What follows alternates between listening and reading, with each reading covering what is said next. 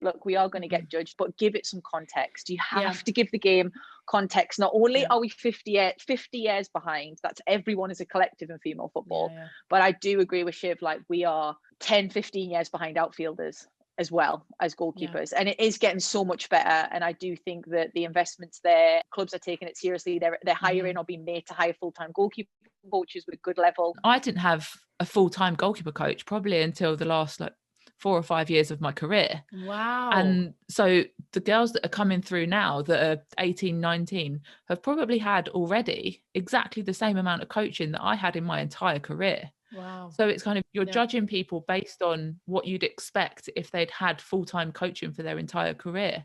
So it is going to take time to catch up. But you can see the young players coming through now that there's so many talented goalkeepers because they've had quality coaching since they were 6, 7, 8 years old.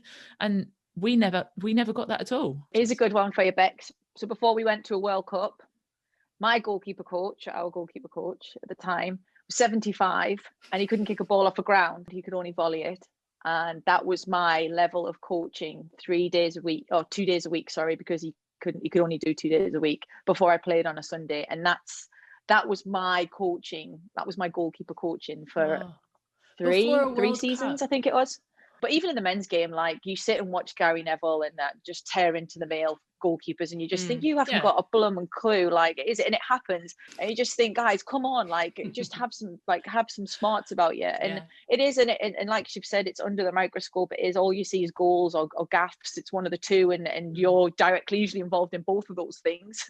It's going to be a speaking point, but I think as a collective we've got to give more context as to where the female game is in goalkeeping, and we aren't where we want to be or where we'd like to be, but we are getting there. That we need to invest in grassroots at first to get kids to want to be goalkeepers, to get them to understand the game, and then to get people like the FA to invest in goalkeeping coaches that can help these kids get better, be better, and not just expect someone's dad to volley 10 balls at them. And that's a session, that's a goalkeeping session. Subscribe now to the Players Podcast.